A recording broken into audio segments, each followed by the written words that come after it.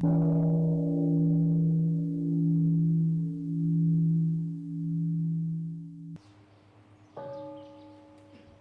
Sangha is invited to come back to our breathing, so that our collective energy of mindfulness will bring us together as an organism, going as a river with no more separation. Let the whole Sangha breathe as one body, chant as one body, listen as one body, and transcend the boundaries of the elusive self, liberating from the superiority complex, the inferiority complex, and the equality complex.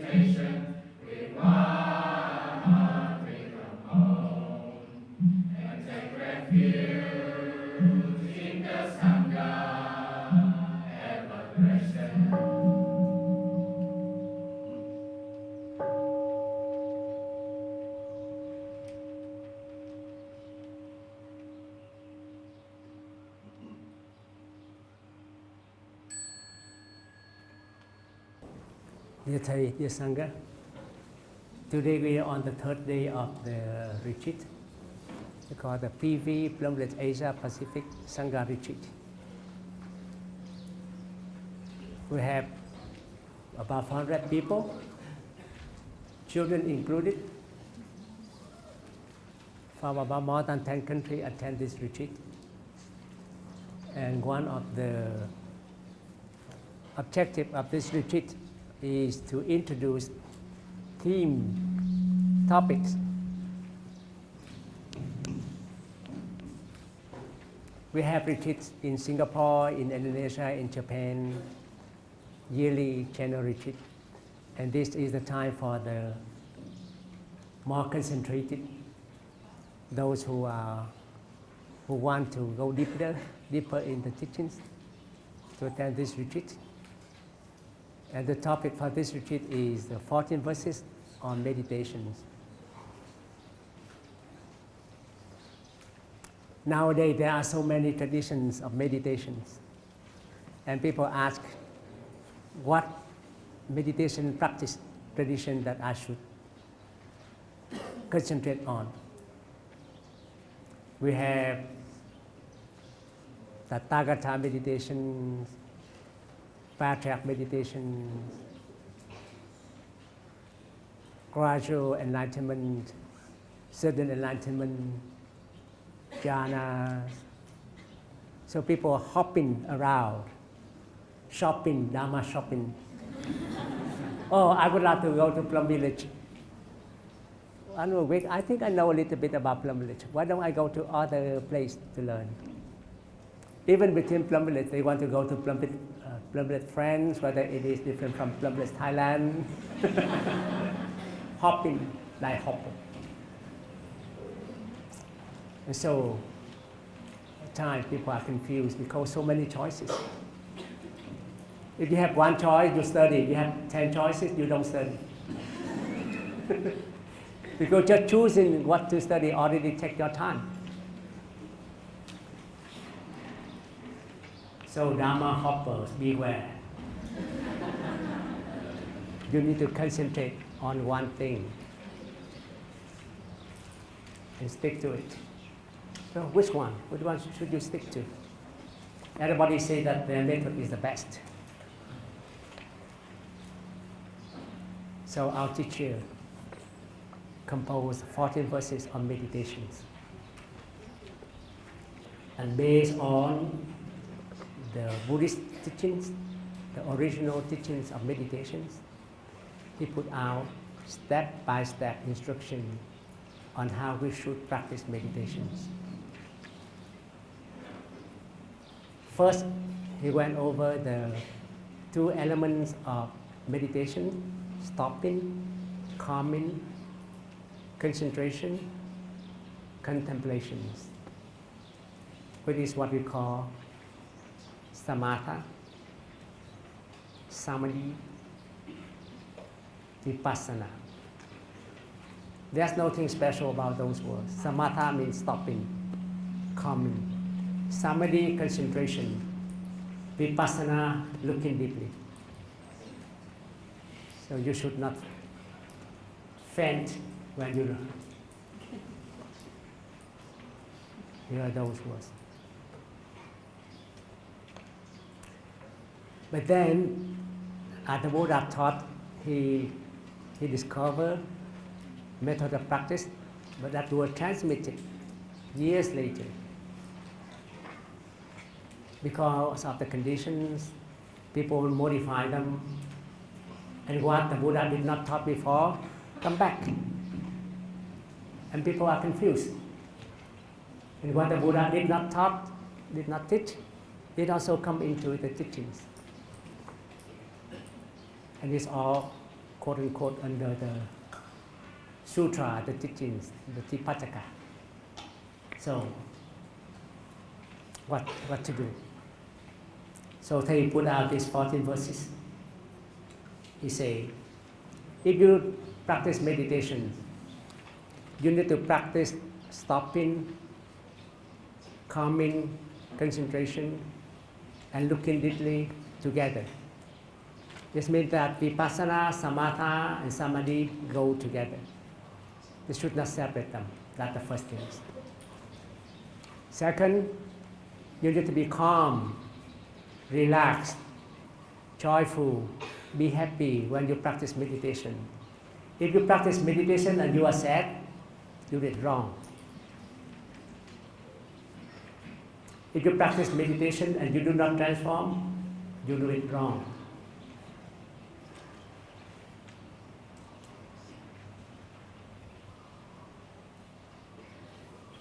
And the way that the Buddha practiced transform his pain and suffering is recorded in the two sutras. It is called Discourse on Mindful Breathing and Discourse on the Four Establishments of Mindfulness. And that's what the Buddha practiced and taught. And that kind of teachings of meditation is called Tathagata meditations, because it was taught and practiced by the Buddha. So people begin to give names, Tathagata meditations, because there are other meditations that come up later on. It's taught by the patriarch.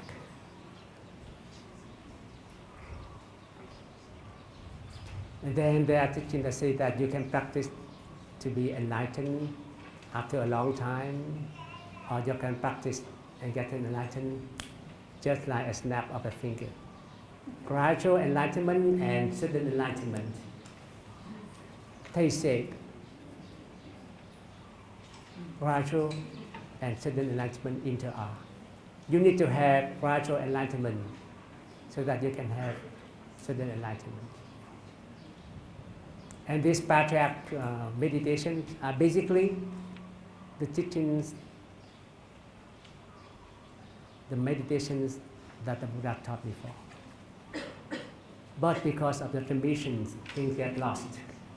So they say, you want to go back to the teachings, to the practice, go back to the Satipatthana Sutra and Anapanasati Sutra, which are the full awareness of breathing and four establishments of mindfulness. And they also say that when we practice, we need to practice to transform our pain and suffering. Not to practice to say that I can sit for 10 hours. To practice that you understand three Dharma seals, you understand about the emptiness, that Nagarjuna, you understand the teaching of Vasubandhu, those things. Understanding those things don't count if the practice do not transform your pain and suffering, and if you do not cultivate your peace and happiness. So they say, practice things that have connected with your daily life. Don't do things that just only to entertain your intellectual. And he advised us to practice with the Sangha. That's the summary of the 16 verses. Now we can go out.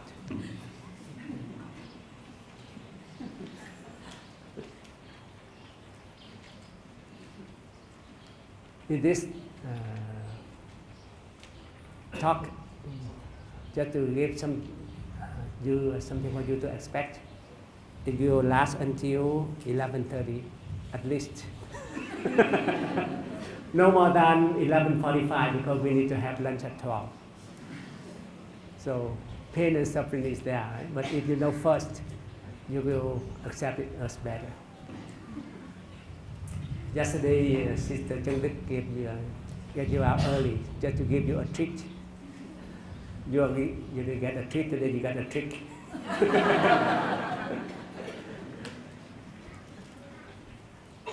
And in the middle, we can stop to do some 10 mindful movements. So what to expect? No later than 11:45 is where we stop.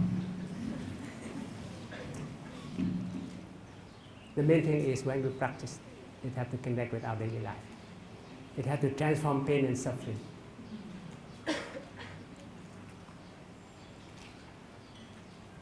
"21 years ago, I was ordained as a novice monk in Plum Village. About 1 month later, I received an email from my brother saying that my sister was really ill. And he said that she can go in any time, at any time. I didn't know what happened, but she said that I heard that she could go any time. So I asked the Sangha to have some kind of ceremony, what you call, to pray for her recovery. The Sangha did it, and it turned out that she has some kind of autoimmune illness that affect her immune system, that developed rash, some kind of rash on the skin. This was one of the very rare illness that even at that time in the world there may be about a few hundred cases. And the only way to heal was to have blood filtering, replacement filtering. And there was no causes, no healing, so they just put on cortisone. She survived for about 20 years.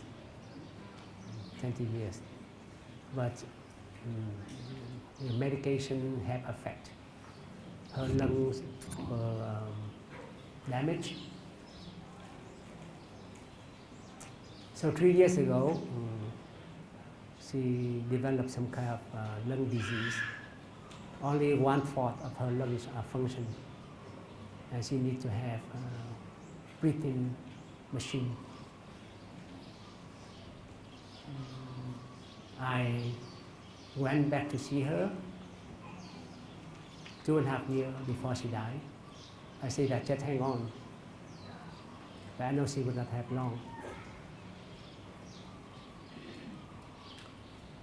And I told her the story of people with weak lungs can still survive.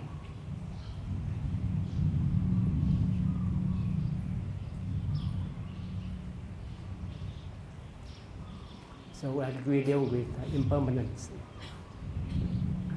waiting for the death of the loved ones. I have prepared.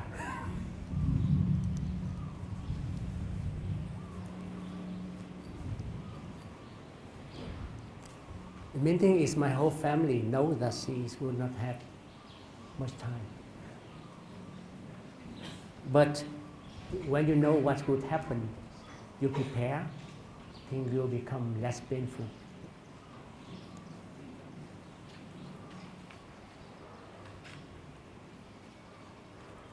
So about more than a year ago, I made a phone call to my mom and dad. I asked how they were doing.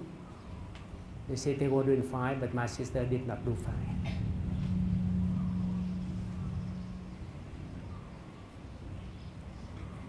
She was in the hospital, and so I called her, and she said that she's about to go.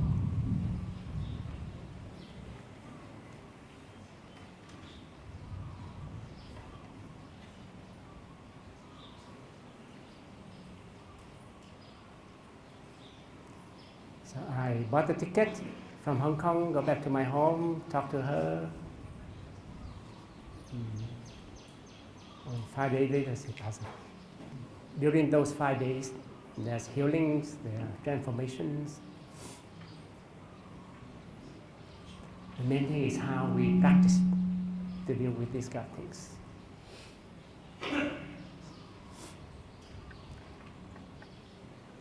This has a lot to do with the sutra on mindful breathing.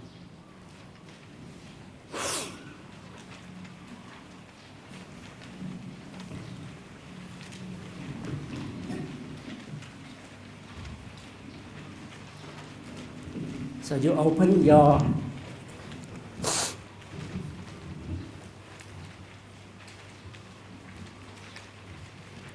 so if you don't see it, it's on the second page of the handout.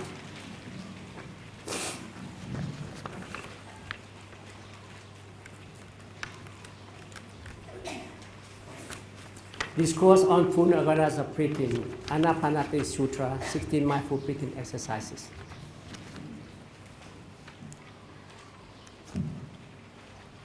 In the orientations, in the talk of the given by Sister Chengduk, she went over the first to the sixth breathing exercise.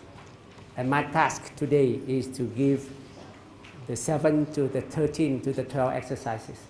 Thầy Pháp Niệm will give the last 4 in his Dharma talk. But I also give the summary of the 14 verses. And I want to show you, share how this sutra help transform pain and suffering. In my case. So there are 16 breathing exercises, and they are divided into 4 groups. The first group is about awareness of the body. Breathing in, breathing out, you are aware of your in-breath and your out-breath. Breathing in, breathing out, you are aware that you are breathing in a long or short breath. Breathing in, breathing out, you are aware of your whole body. Breathing in, breathing out, you calm your whole body. Breathing in, breathing out, the next one, you feel happy. Breathing in, breathing out, you feel joy. From the time that we come into this retreat until now, we practice this. You practice walking meditation, total relaxation, touching the earth, Dharma recursions. Those things help to calm you down, to be in the present moment, in the here and the now.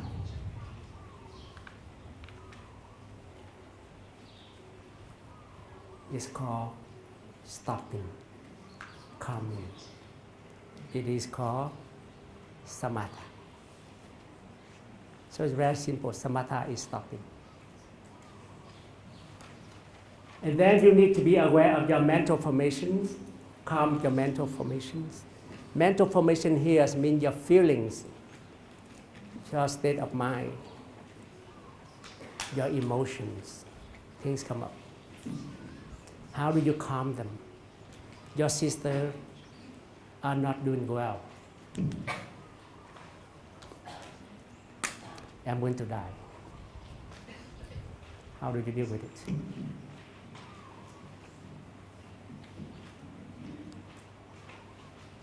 So you have to calm your mental formations, and then you need to know why those emotions come up.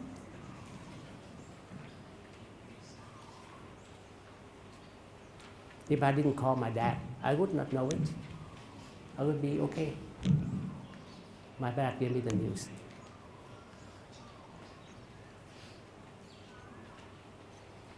Should I not listen to it? I just close all my sense organs and live like a tree, so I have no pain and no happiness? Or do I have to live with emotions? And I can overcome those pain and suffering and cultivate them into peace and joy. The practice of meditation in Buddhism is to transform pain and suffering and to cultivate peace and happiness. So when you deal with death, with anger, with sadness, you can overcome them. And that's the practice of meditation.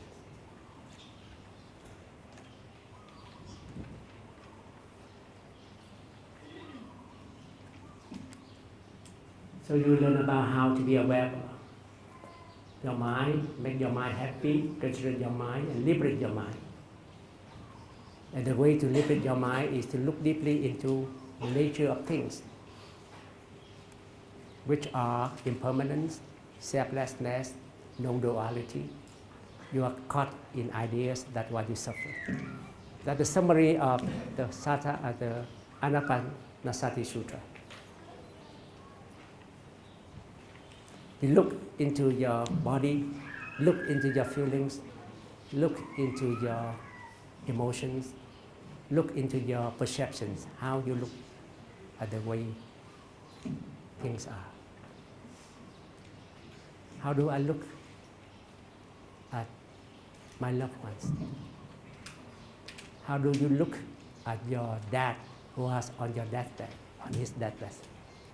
Can you hear better? If you don't hear, raise your hand. Or how do you raise your hand if you don't hear? Conflict. Okay, so that's the summary of the 4 areas that when we practice mindfulness, we concentrate on. So when I heard the news, I got the ticket, fly back, talk to her. The family was around.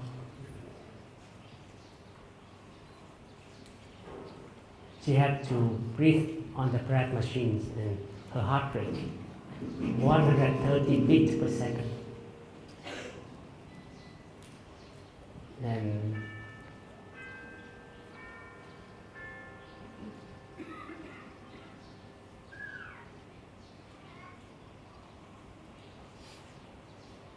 they have to increase the strength of the breathing machines.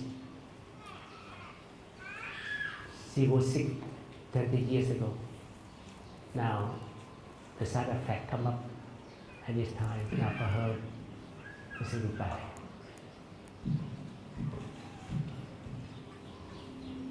Of course, her children, her husband will not be happy.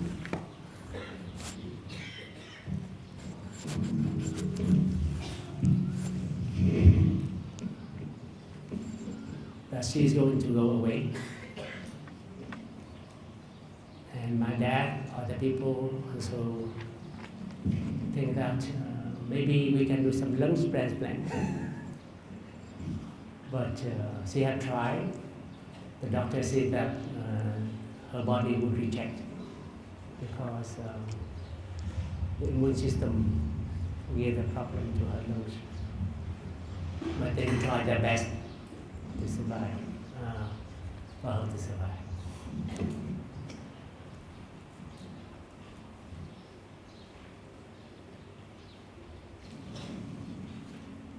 So we have to do a lot of breathing, being aware of the moment.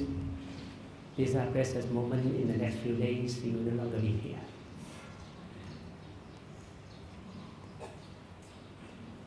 In Buddhism, we talk, we live about it in the present moment. If somebody is with you in your mind, he will always be with you. Like if you have Thai in your mind, whether he's in Vietnam or France, he's always here.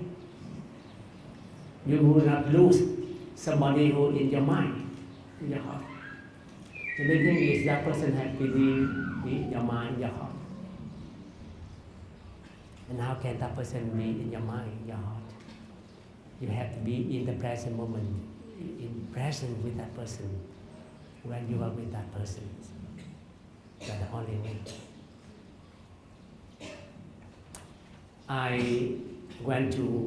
Usually I go to many Sangha to have retreat. And so I say that if I'm with the Japanese Sangha now in May, next 2 weeks I'm in Indonesia, I will tell the Japanese Sangha, I'm with you now. In a week, I will be in Indonesia. I will be with the Indonesia Sangha. I will not miss you when I'm in Indonesia.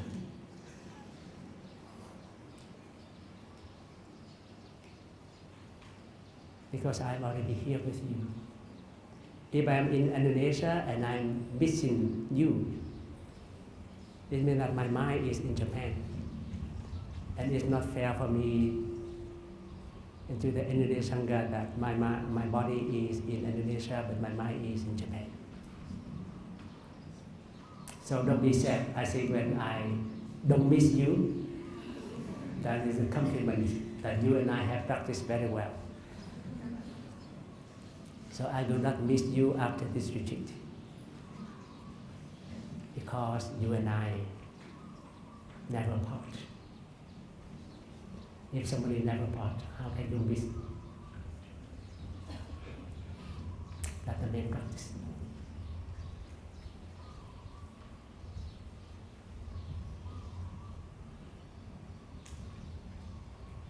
So I told my family members, and she has been here with us. She has given us 20 years extra. She might have died 20 years ago. I told you nothing more now that you can ask of her. If you live with somebody fully, every one moment is eternity.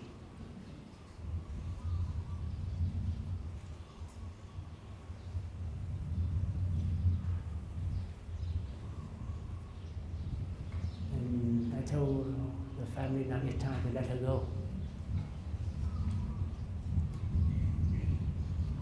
So we prepare for her funeral. And we let the doctor know that it's okay now to let her go. Don't try anything else. This was on a Saturday, and she said that I would like the whole family to go to that river, that park, where I often go, where I often brought my children there. Go there and have a picnic. And I will be in the hospital. You will do a FaceTime video conference. So she was there with the doctor and with one of my niece. And the whole family, the whole 45 members went out to the picnic area. We have fun, we have picnic, we play games. We broadcast to her. She said, yes, I'm happy that's the place where you will drop my ash. Yes.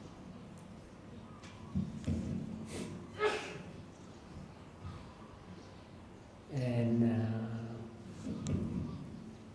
then I had to go back to Hong Kong. I have a retreat to lead.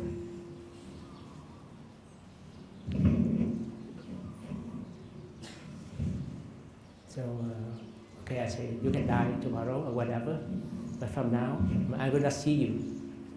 We see each other in some places.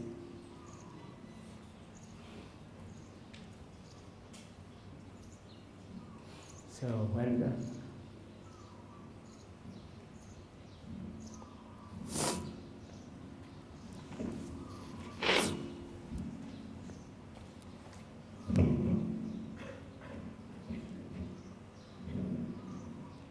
she passed away when I was on the airplane.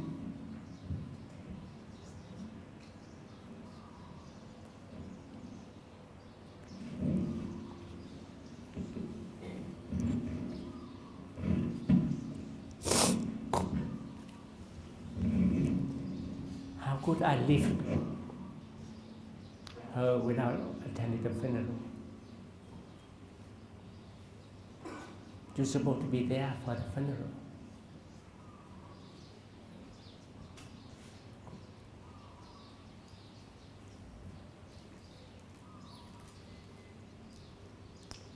You have things to do in your life. And what is the purpose of hanging more times when after that there's only somebody who passed away?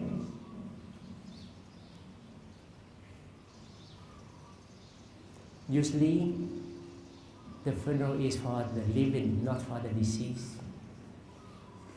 It's for the living, for the relative.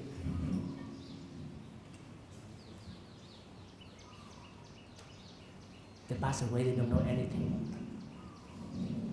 In Tibetans, even the lamas, when they pass away, after the 1 or 2 days, they put the body for the birds to eat. But it was the living who suffered.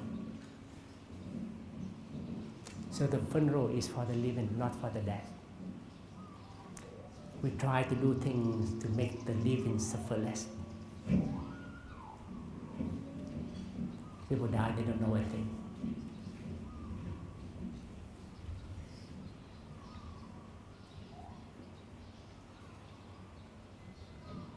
That's why we have to deal with the feelings, with the emotions. So how do people deal with the death of their loved ones? People who they have lived for a long time, their children, their husbands. Interesting. The Buddha gave us a way.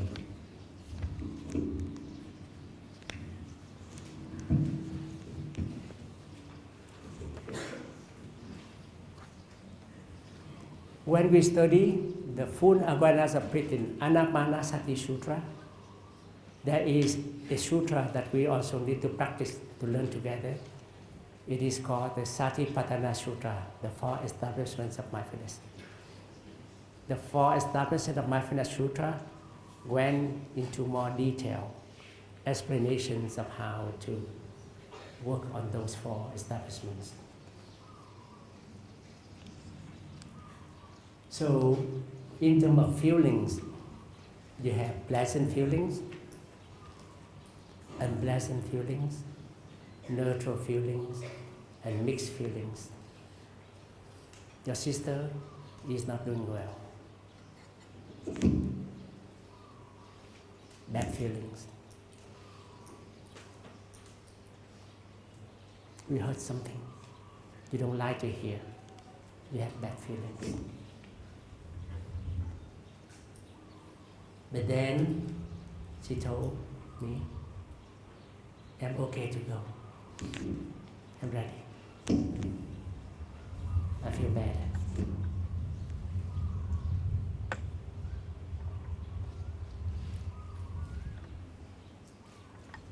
So feelings come and go. And it depends on conditions. Somebody says something that makes you happy. Somebody says something that makes you sad. So it is the condition things.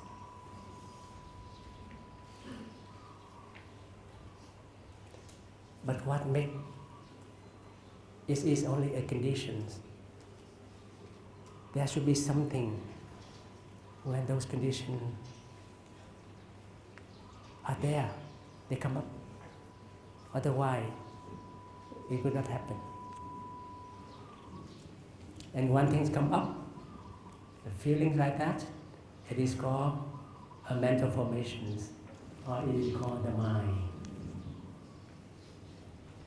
The mind, because the mind is aware of it, that's how it's called the mind.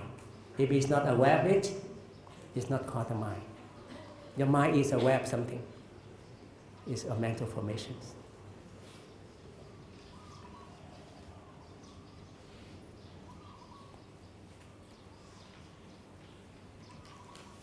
So we know that there's birth and death. My sister died, that's for sure.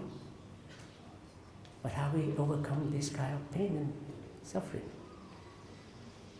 The Buddha said, birth and death is only a concept. And if you can transform that concept, you will not suffer. And that's the wisdom of the first establishment of mindfulness. In the first establishment of mindfulness, you find the wisdom of impermanence, of selflessness, of non-duality. Those 3 elements help you overcome the pain and the suffering in this world.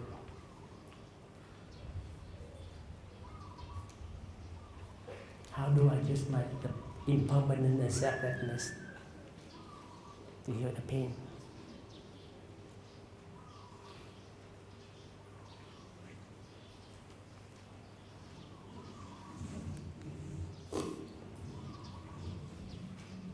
So the Buddha said, there is the most wonderful way to help living beings realize purifications, overcome directly grief and sorrow, and pain and anxiety, travel the right path and realize nirvana. He's very sure if you practice this, it helps us on the path of liberation. And we will realize liberation. guaranteed by the Buddha. You do not get any guarantee at all now, but the Buddha guaranteed this. This is the first lessons of mindfulness. The bhikshu, a practitioner, remains established in the observations of the body in the body, diligent with clear understanding, mindful, having abandoned every craving and every distaste for life. Having abandoned every craving and every distaste for life.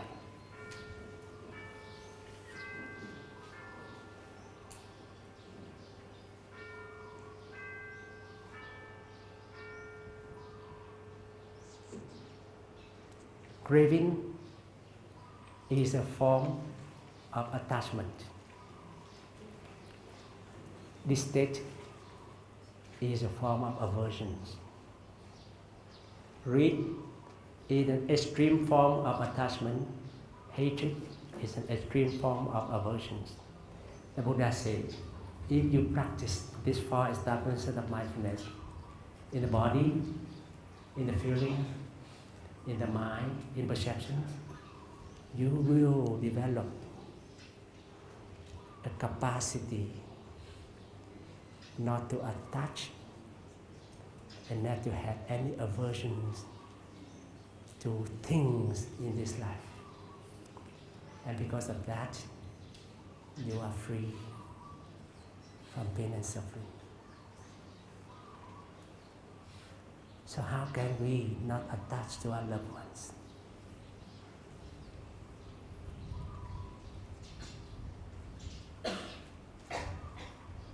Maybe we attach a little bit, but not too much. That's the key.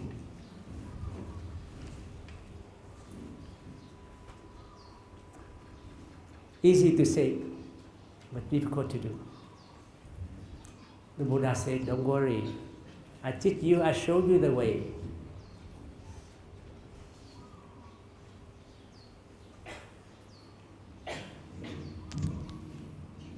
So, first verse. Let's listen to one after that.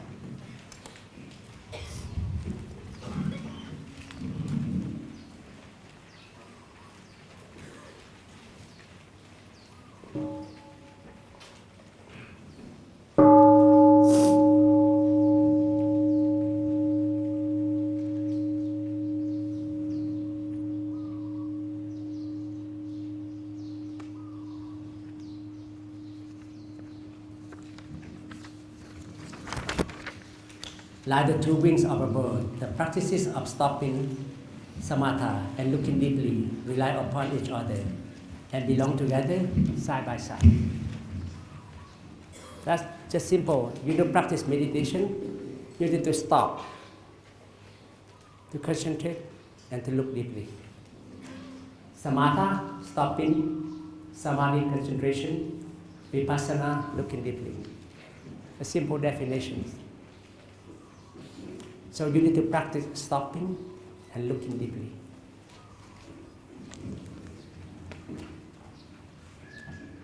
In order to stop, our mind needs to be in the here and the now. If we keep running away around our mind, we cannot stop because our mind is running around. We may stay here, but our mind is somewhere. It means that we are running around. So we have the three characters, the mindfulness. The mind is in the present moment, in the here and now. At the bottom is the mind, the top is the present moment. Your mind needs to be here and now. That's the definition of mindfulness. And then you need to concentrate. Concentration, the Chinese character is a man here sitting down under a roof. Fireplace, sitting down, sitting still, stopping, calming. Not to be bothered by other things around. And what are all the things that surround, bother us? It's usually the inputs that we receive through the eyes, the ears, the nose, the tongue, the mind. So we're not bothered by those things. And wisdom inside. And the bottom is the heart. On the top is the broom. You get the broom, you sweep, you clear your mind, you develop wisdom. I would give why these Chinese people, they so smart, they get this girl right in.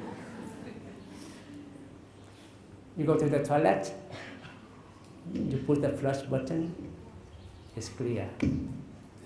Your mind is like that. Flush your mind, flush the toilet, same thing.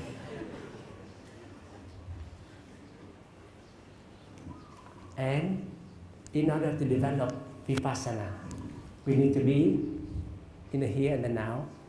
We need to concentrate. And when we are in the here and the now, we concentrate. Vipassana automatically comes.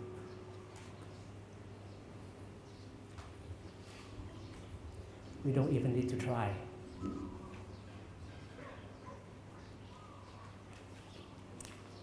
Let's say that there's a muddy pond and the water was clear. We can see the bottom of the pond. But there's a buffalo walk over the pond, the water becomes muddy.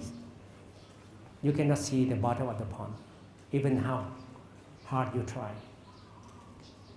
The practice is to stop, to breathe, to calm down, and say, I give you 1 hour to calm down.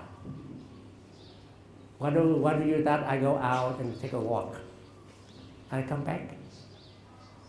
The mud settle down on the pond and you can see the bottom of the pond.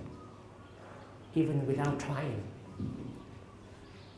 When your mind is angry, sad, jealous, your mind is like the water of the muddy pond. You cannot see anything. And don't do anything when your mind is not clear. Take practice, walking meditation, breathing meditation, total relaxation, calm down, and you see things.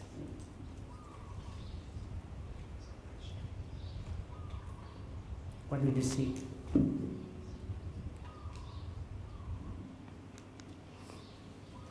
In order for us to calm down, the most important, difficult thing is when you are anxious, there's a lot of negative energy going on. Somebody angry at his or her boss, she wants to punch her boss. So they have a mat that say, you put the photo of your boss here and you step on it and then you feel less angry. Don't try that. Because you can do that at home, but when you're in with your supervisor in the meeting, that energy is there, and you want to punch him or punch her, you're going to lose your job. That's not a good advice.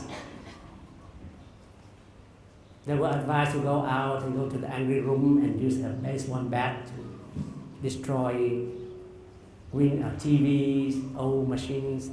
Bad advice. The thing is to calm down, to slow down, to go back to your in-breath and your out-breath.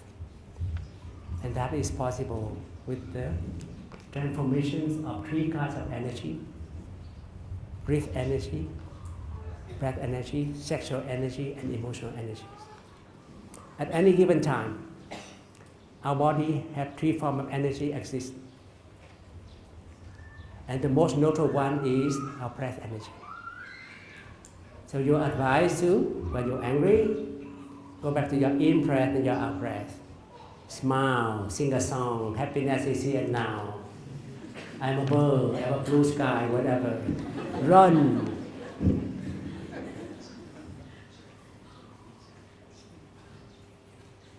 The energy from anger, from sadness will go away. because they are transformed into the breath energies. That's why we were told to, you're depressed, you're sad, go do transformation of the garbage. Go wash the dishes. Concentrate only on those things. Stopping, calming, concentrating, looking deeply. So the second verse just say, the practice of samatha is to stop, allowing us to recognize, to get in touch, to nourish and to heal, to settle down and to concentrate. Concentration means somebody sit down under a roof, stopping. So very basic instruction is given in these verses.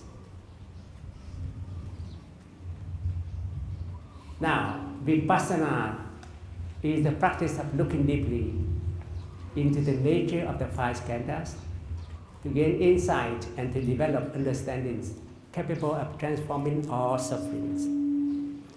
We need to look deeply into this and listen to one sound of the bell.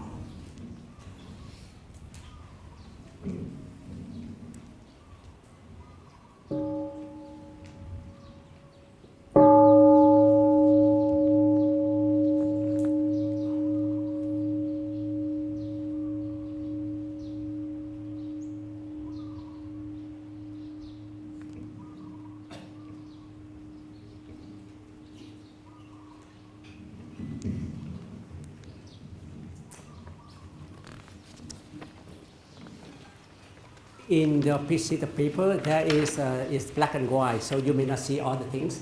But at least when you see up here, Sister Changdik said yesterday, body, the oneness of body and mind.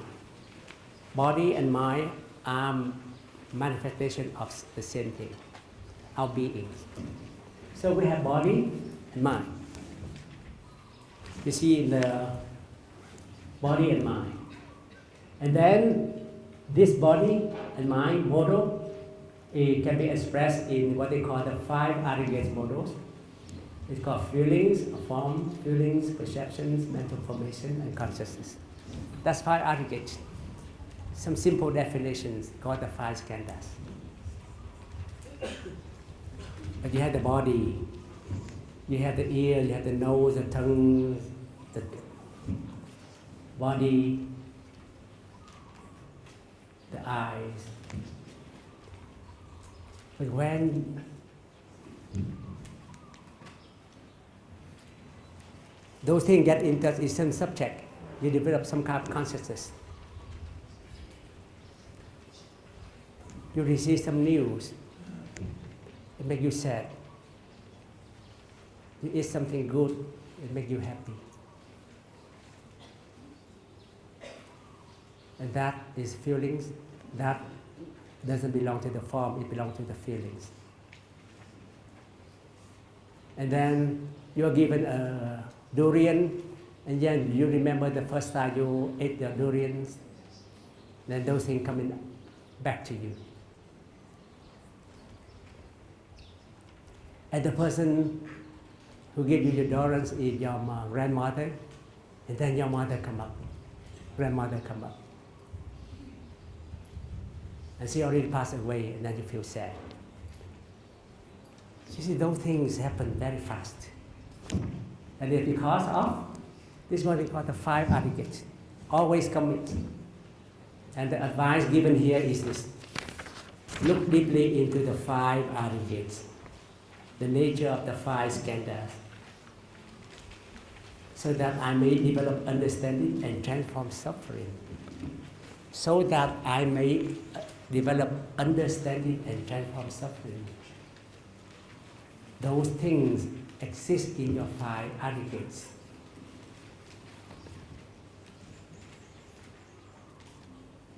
Before you do that, it is advised that we calm our mind and our body, receiving nourishments and healings, protecting your sixth sense, and maintain concentration.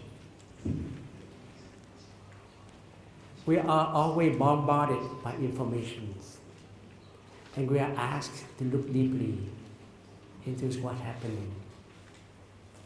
And the way that we can look deeply is to calm ourselves.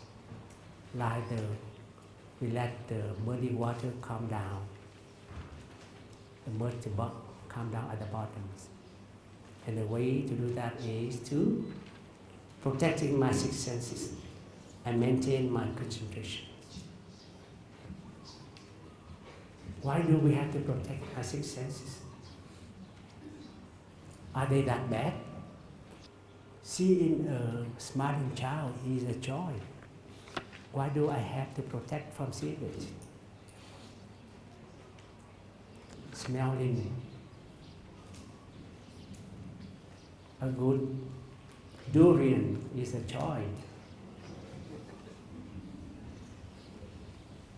But the same thing happened. Smelling the things in the toilet is a pain.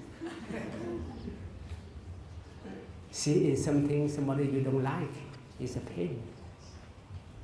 So we have developed two things here. Attachment to things we like to have, and aversion to things we don't like to have. And that's where our pain and suffering come from.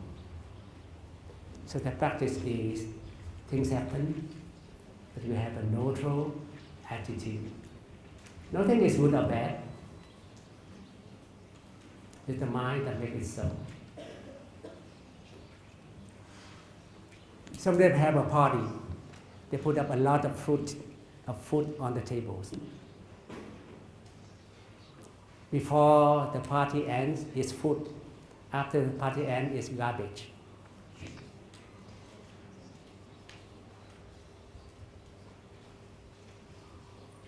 It's still called food.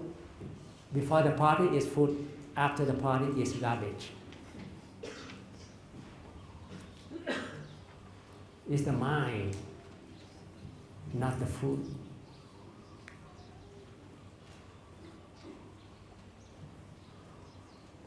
So something is going here. Our pain and our suffering are caused from within.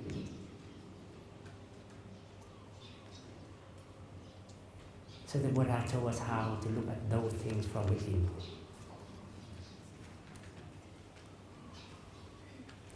Number 6. Okay, talk a little bit.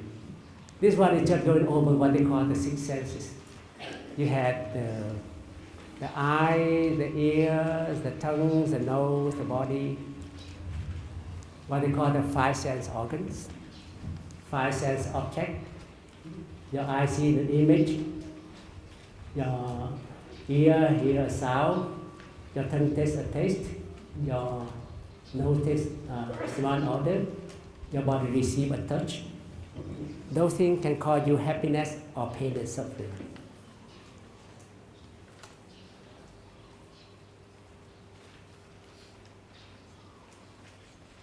And what is down here? I was happy. I make a phone call to my dad. Your sister is not doing well, and I feel sad.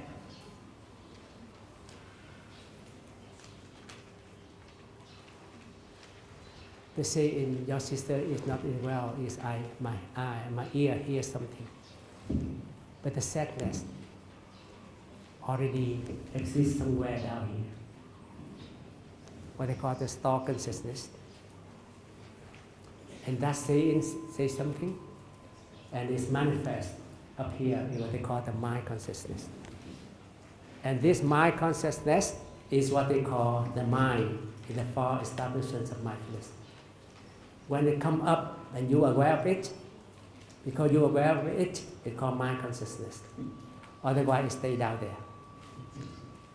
And this one is what they call emotions in English. So emotions is subject to conditions around you.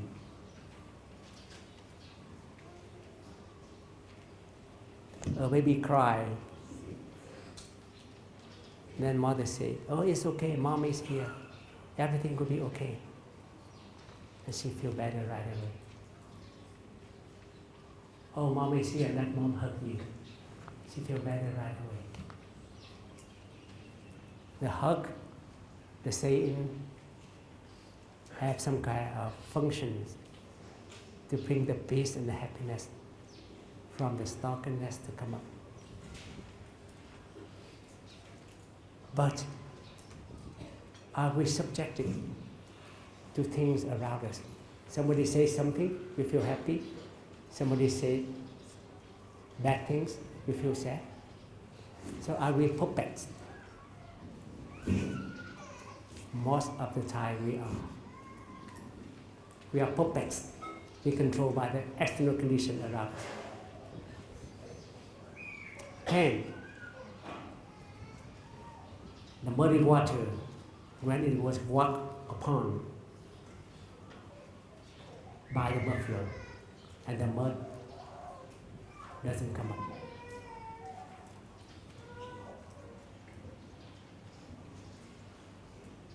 And that's a practice of meditation. To some extent, we can make it not to come up often. And if they come up, we can have way to have it to come down. And it's a practice of liberation in our daily life. So I was sad, but I will heal. I'm still alive, remember, I'm still alive, I'm here with you. And I'm still happy, I smile with you. Many people survive after tragedies. The loss of loved ones. The difficult thing is they do not know how to get out of it. But people do get out of tragedies, of sadness. So, what is this true nature of realities? If I understand this true nature of reality, it means that I will not suffer. People die, my father died, I will not suffer.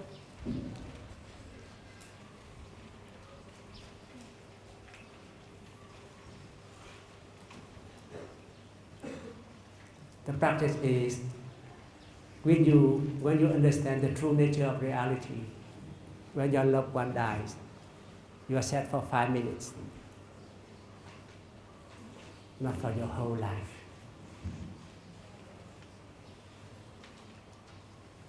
Life still went on. And that's what the Buddha wants us to do. So what is this true nature of reality? They are kind of magic meditations.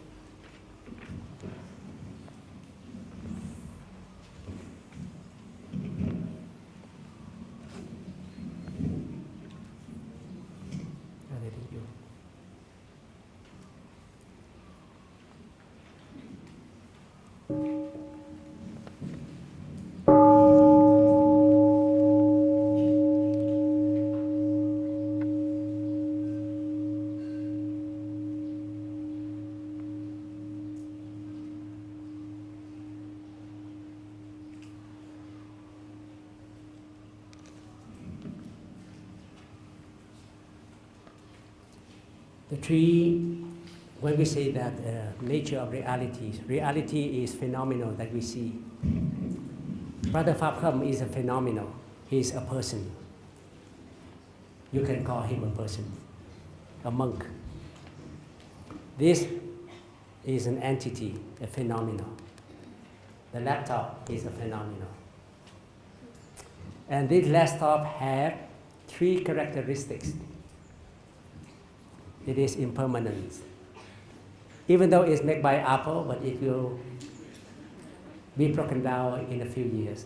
I already broken my MacBook Air, only 3 years. Subject to impermanence. Why? Because it has so many components in it. The keyboard is the one that usually Dharma is fastest.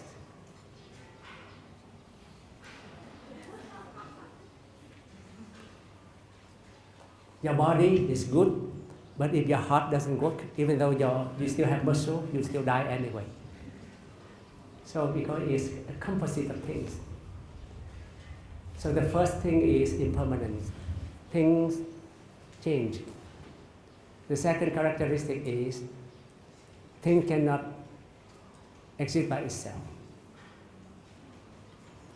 My heart,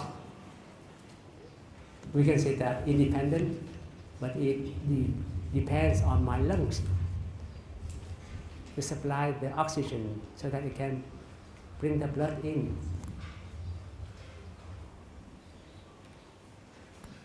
This flower depends on the sunshine, the water, the gardener to come up. And so that's what they call the interdependence, selflessness characteristics. And by itself, this one is neither good nor bad. Don't say that this laptop is bad. And it's not good either. It's good when it can show my PowerPoint. It's bad when it doesn't show my PowerPoint. I will replace it with another one. So if you see things with those three characteristics, you will suffer less. Okay, your loved one is dead, impermanent, you accept, but you still have pain and suffering.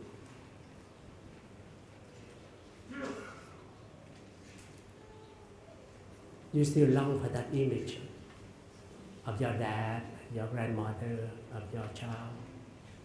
You see somebody, oh, it looks like my son, oh, it looks like my sister. And you dwell on that pain and suffering. Consider what makes you happy when you are with that person. Does she care for you? Does he listen to you? Does he give you a shoulder to lean on when you are crying? Yes, because see your sister, see your friends. Is there anybody else that can do that for you? Yes. Do you see your loved one already died, exists in other persons? My sister already passed away, but I have at least in this center 100 sisters.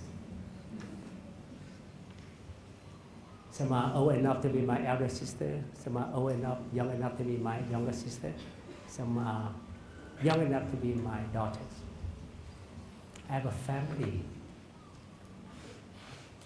And I see my sister in them.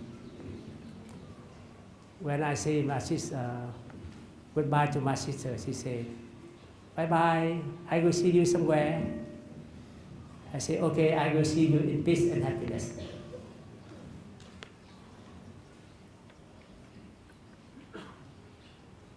So if you find peace and happiness in somebody you love, and that peace and happiness exists somewhere, that's where your love is. That's where your loved one is. That's why we have replacing grandparents. We have kids whose grandparents pass away, they can have grandparents come. Older people come and play grandpa, grandma. So they are somewhere in a different form. So where my sister now? They're in Hong Kong, they're in here, they're in Australia, and she doesn't have to be a woman. It can manifest in the form of a man.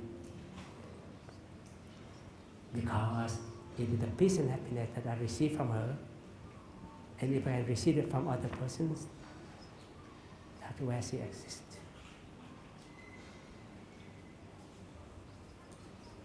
So you think people will die after they get divorced?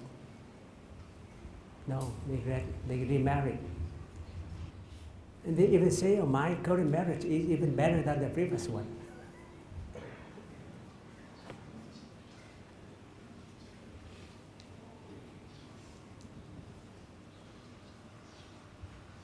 Don't dramatize things in life.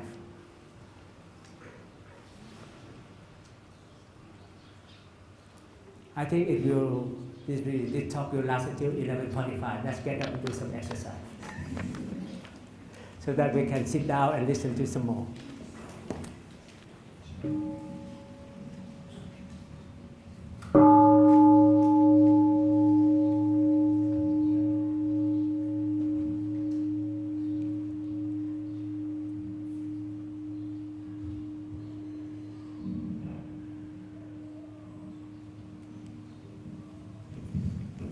So basically this thing just says that there are three Dharma seals: impermanence, silentness, selflessness, non-duality.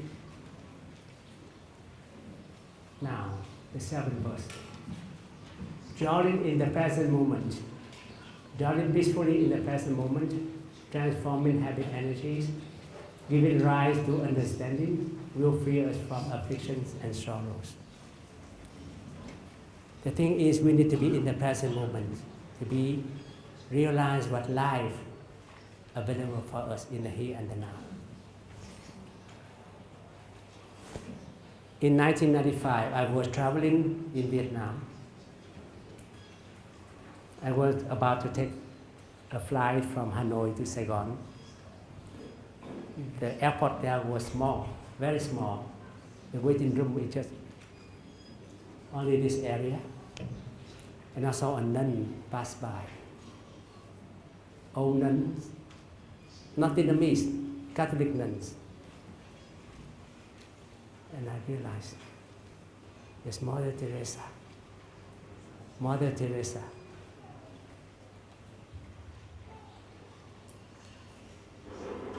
She came from India to open some orphanage in Vietnam. And Princess Diana was about to meet her in India, but she went to Vietnam. I met her. So on the airplane, I sat here on the aisle seat. She sat there on the aisle seat. Selfie was not popular at that time. I had my camera for sure. I did not even ask her a question. What did I ask? Are you Mother Teresa? Yes. How are you? I'm okay. What are you doing here? Open orphanage. 3 questions. I just enjoy her presence. Didn't take any pictures. When I come down, there was some nun come out and pick her up. Just to be sure, I say, Mother Teresa? She said, yes. Check in. I took a picture of her luggage.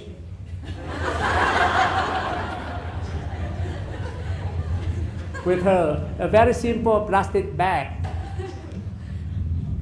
And that image still stays with me until this day. I was totally with that moment. So when you want to be with your loved ones forever, do not use iPad, iPhone when you are with them. Stop. I touch. Stop. I pick. Do I touch? E-Y-E. I touch. You don't even need an image. One time I was with Thầy in the Hermitage 7 years ago.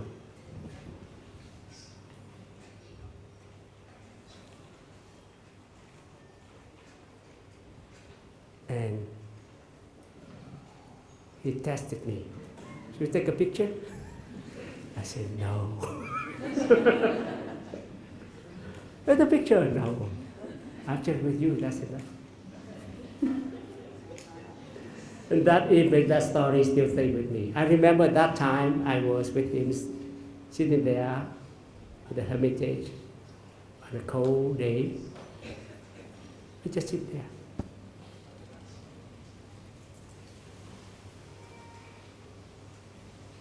Eternity exists in the moment of fully alive.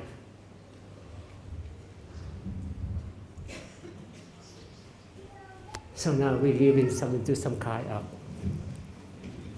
bioscience a little bit. Now, even though the Buddha had taught these kind of things, but still, the thing that Buddha did not practice still come back.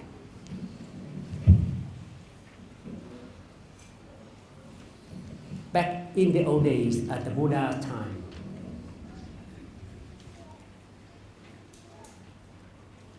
there was a kind of meditation that when they practiced, they get into a kind of form called absorptions.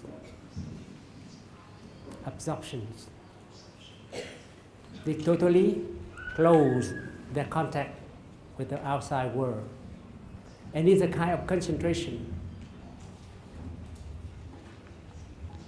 And they make, when this kind of concentration are developed, they feel a kind of bliss, of calmness. Totally cut off from the outside world.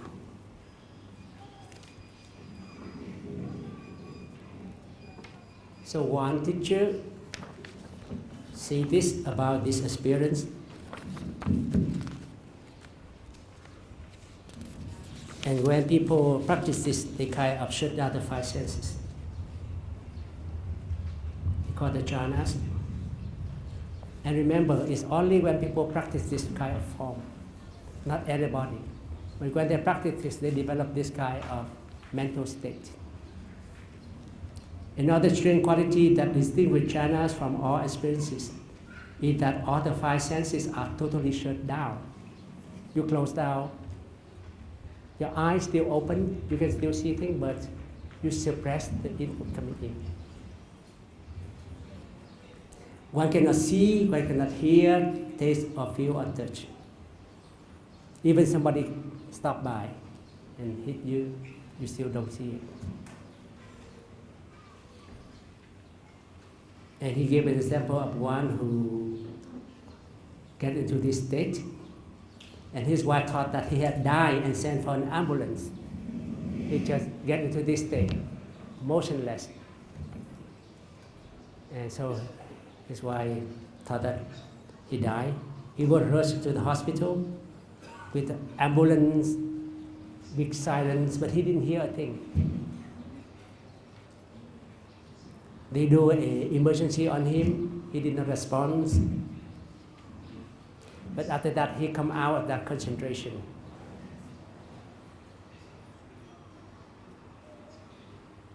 And when people practice this kind of meditation, it actually can put people into this kind of state. Back then, 3,600 years ago, before the Buddha time, this kind of meditation already existed.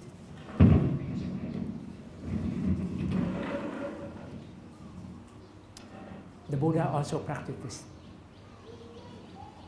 in his lifetime. Before he practicing other methods, he studied to practice what they call the four-form concentrations, and then later called the four formless concentrations. And if they practice to be in this mood, they will be in this mood. Totally bliss, but not be able to contact, to be aware of anything around him or her. It is useful in some cases. If somebody is so much pain and suffering, and then get you in this kind of mood, you temporarily let them forget. One thing was that during the 1990s, there was this riot in LA. One black man was killed, and the neighborhood there was very angry. And this white man, he a truck driver, he drove over the neighborhood and he was pulled down and were using the bricks to hit on his head several times. He got into coma in Kansas for some times. And then when he come out, people ask him, "Do you remember anything?" He said, "No.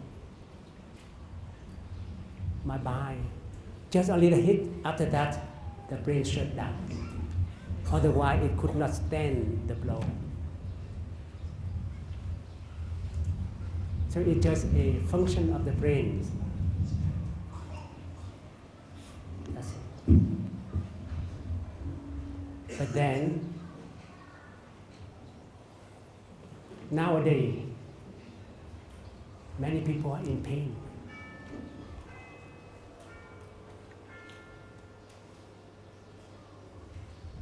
And suffering. And they have to use painkillers. Those painkillers have the kind of effect that will calm down the body and the mind. Exactly like the state, as the meditative state produced.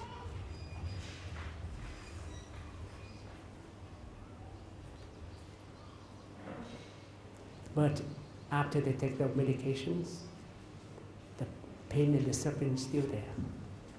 For example, somebody lost her children.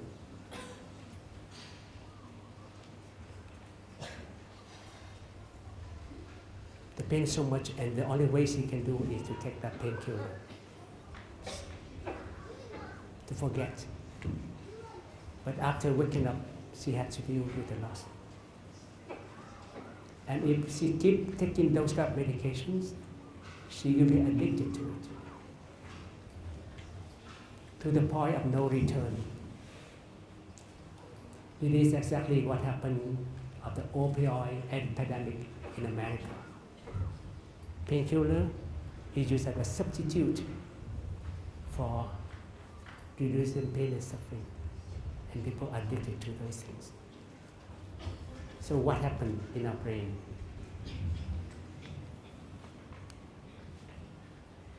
When we meditate,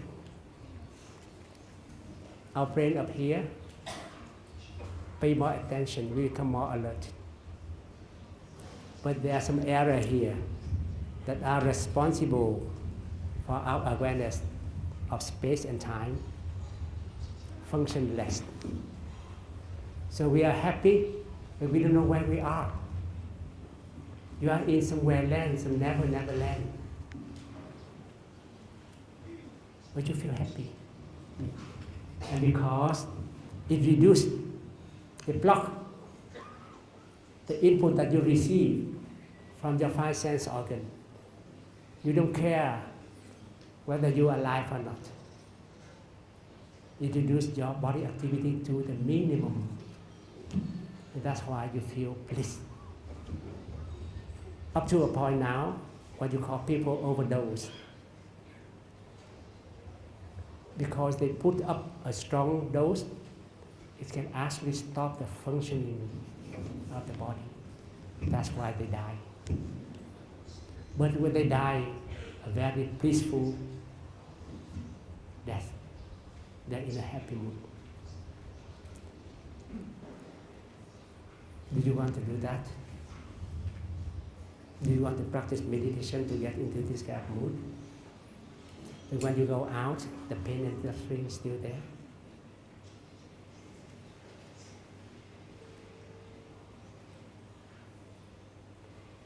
So our teacher said, when we practice meditation, the main thing is we have to deal with our pain and the suffering. Do not run away from it.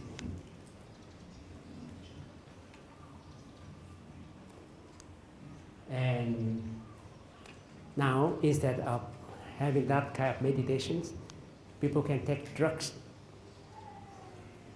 They call them some kind of psilocybin. They make people are very happy. They forget about things. They feel good. And they keep taking it. Become addictions. And so it's become a trend or whatever. Okay, I practice meditation to get this kind of bliss. But when they practice this kind of bliss, they are not aware of anything. Your husband, your wife, your children, you practice meditation and you're not aware of them. It goes against the four establishments of mindfulness. Breathing in, I'm here. Breathing in, I'm aware of the presence of my children. Breathing in, I'm aware of my happiness. So it goes against the practice of the four establishments of mindfulness. This one is for you to be aware. To be aware that when you practice meditation, you need to be aware of what's happening in the here and the now. Not to go into some kind of blissful state, to avoid pain and suffering, and then you come back, though pain and suffering are still there.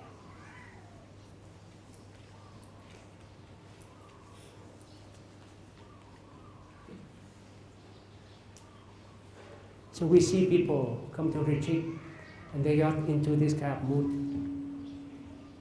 And you know what they call? Then you see people who are in this kind of state, lost their mind.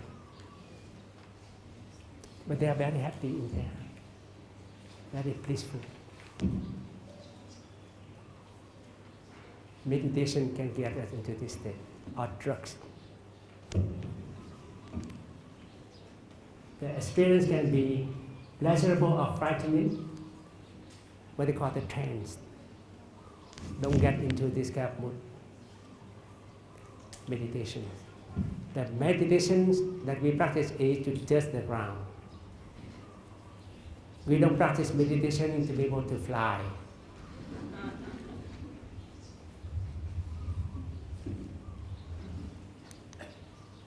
This one is just explaining some kind of neuroscience, but it's there. Our body, in our brain, have a small device. It monitors all the vital functions of all parts of the body, internal organs. And it reports to the brain here, probably 100 times a second. You need to keep me alive.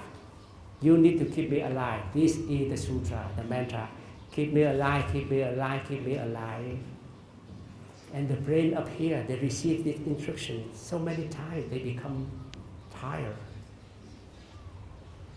But then the drugs, when they take that drugs, are they in that meditative state? Those devices don't send information to the brain anymore, into a less frequent. And that's why they feel relaxed. And if they don't report up to the brain don't know whether we are alive or not. This up here doesn't care. And then they die.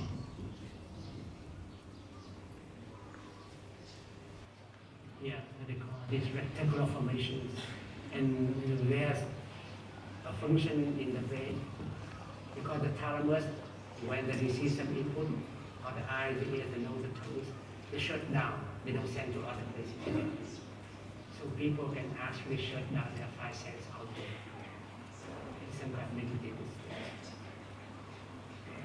So that's a neuroscience that 2,600 years ago, Buddhist community did not know it, but they realized that if they practice meditation, they can get into that state. And what is that state they call? I have something here. Dharma. Or not in here, I think I didn't put it up here. We talk about some kind of people practicing meditation, and they got into what Dharma things. They not get into a very unstable state of mind. Here, Dharma. You can read it in Chinese? Yeah. You read Kung Fu, huh? Kim Jong, huh? When these people practicing Kung Fu in a wrong way, they lost their state of mind. They don't know what they're doing. They describe things.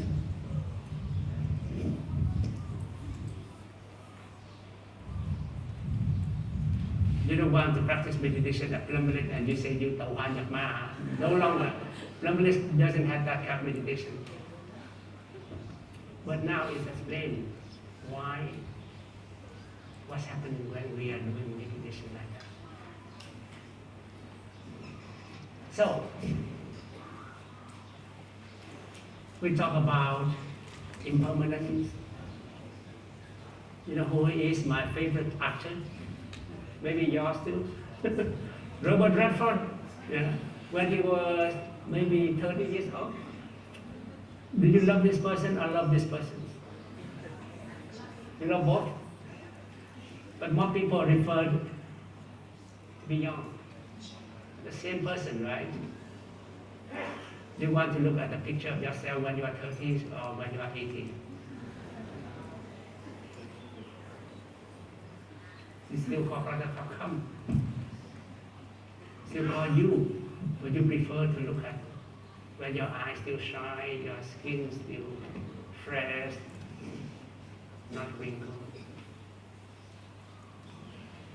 Impermanence, rose garbage.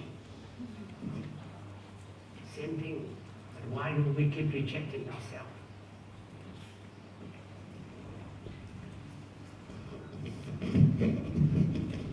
Impermanence is easily said. Old age only happened to others, not to me.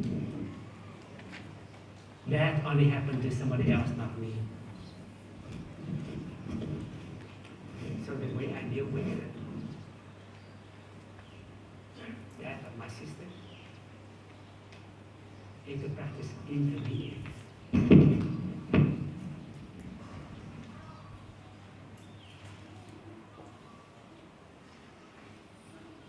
Practice selflessness.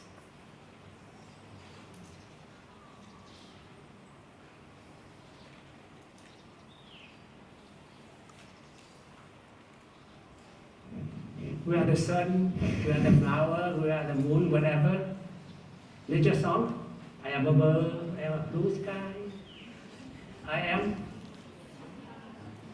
sunshine. Something receiving a seed. Here we are. We are trees. The tree receives energy from the sun, water from the minerals from the earth, and give glucose and oxygen. With the oxygen from the trees, we breathe in, breathe out, nourish our body. With the glucose we eat in the food, give us energy to nourish our body. So it is okay to say that we are the trees, we are the sun. We are normal when we say we are the sun, we're not out of our mind when we say we are the sun, we are the earth. Interbeing. So, the water from the oceans, the cloud, come down with the rains, with the ice and the snow, go to the groundwater, go to the spring, go to the river, and go down to the sea again at the cycle. The Buddha already passed away 2500 years ago, but he is still alive with us. We still learn the 4 establishments of mindfulness. We still learn the full awareness of breathing. And we still call the Buddha. We still take refuge in him.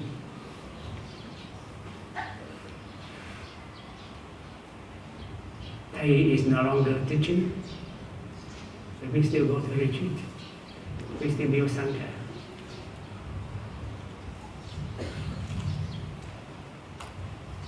So where's Thầy now?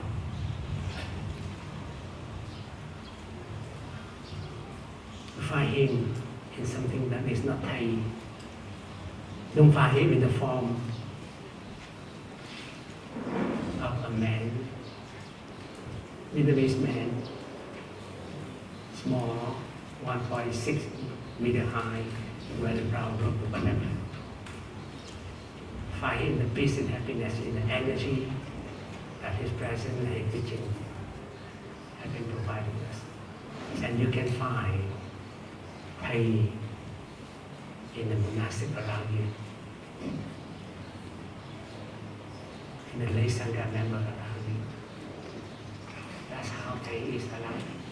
That's how Thầy go freely between the ground, the water, the eyes, formless, silence. And that's the wisdom.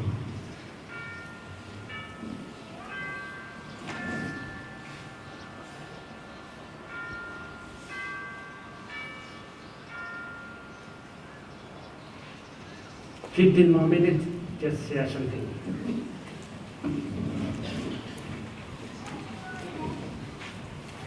Now, after the Buddha passed away, his teaching is the four establishment of mindfulness, the full awareness of breathing. When it was transmitted, things were changed, and later teachers also adapted to different methods, and they name it differently. And now, no trace of the Buddha was found. And they gave names.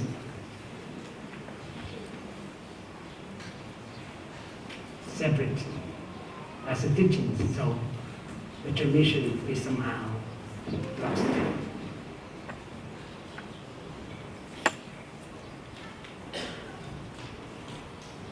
This 40 verse say, don't be caught on a name.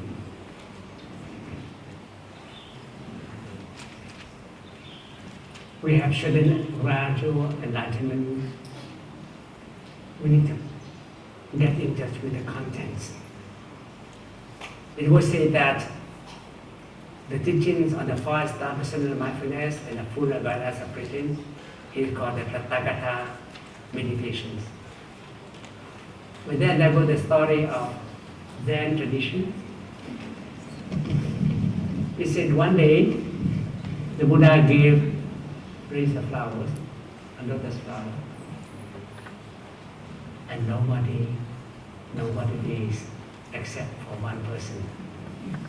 That is, that person was Mahakassapa. And he said that's where the first tradition of Zen was given, because that person understands what the Buddha said.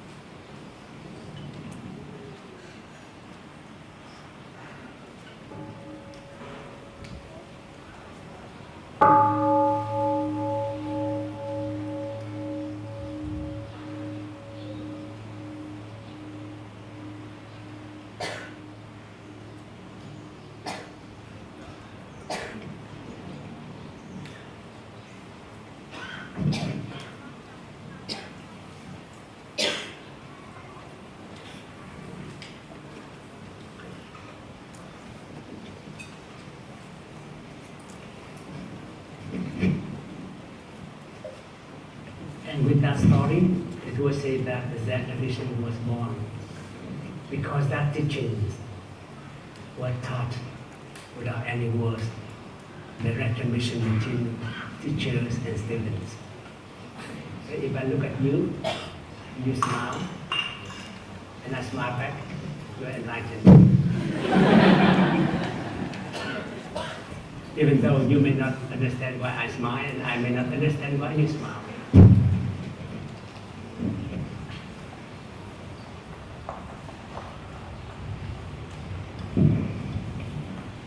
you see that later teachers were transmitted and go to India, where Bodhidharma, go to China, where Bodhidharma was the first patriarch.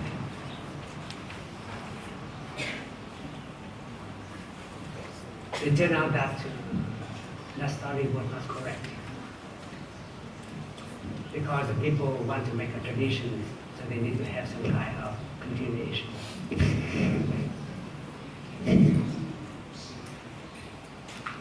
But it also created some kind of misunderstanding that the Zen traditions did not use sutra, did not have practice, and it's only what you call mind-to-mind traditions. The Buddha had so many wise students, Sariputta, Mahayana, and they were in the teachings. There was no way that Sariputta and Mahayana did not understand the teachings of the Buddha. Otherwise, the teaching would be not useful. Why the teaching is so difficult that even the most wisest student of the Buddha did not understand it. And they talk about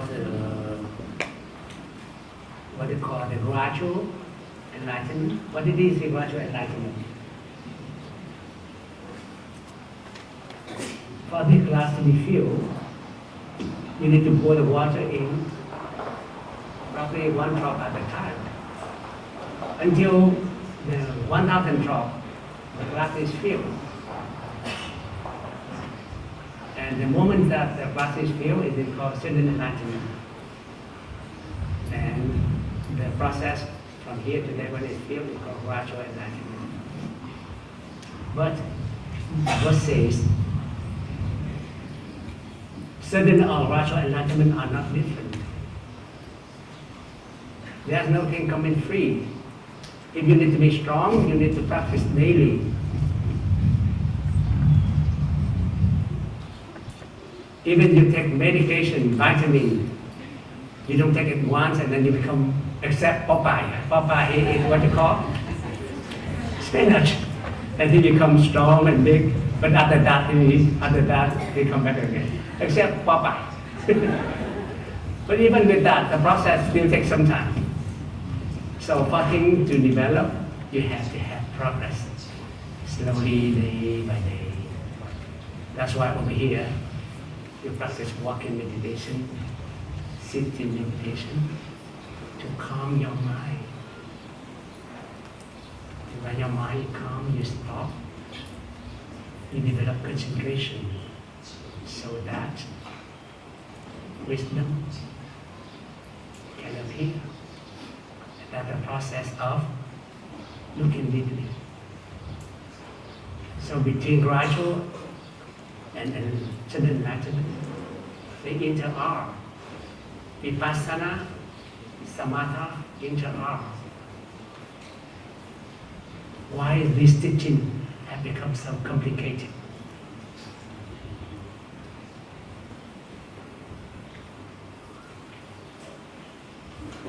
Not proper traditions, people practice different methods. And then I think develop layer of layers to adding in. When the Buddha, after his enlightenment, he gave a talk to the 5 brothers of Kodana. One talk, they get enlightened. One talk. 60 young people, 3 months, they got enlightenment, Arahant or whatever. But for us, what they say, lifetime after lifetime, confused.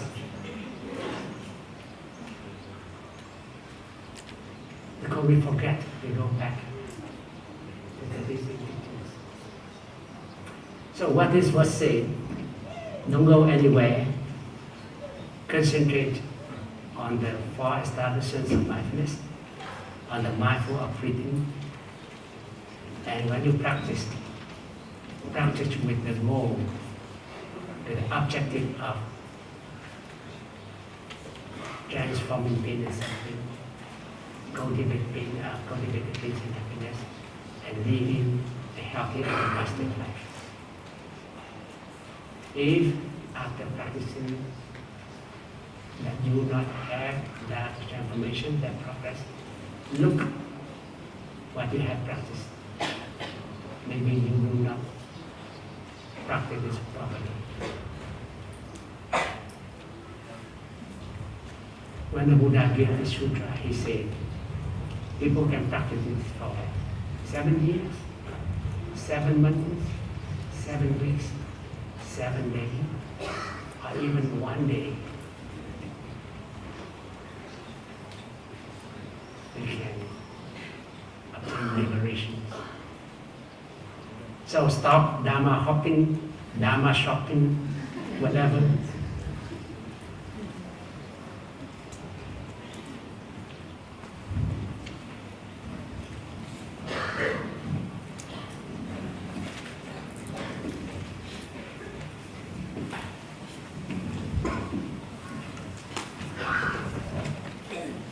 It is possible to overcome pain and suffering. We have the capacity to forget the tragedy in our life. We have the capacity to be in the here and the now. Why?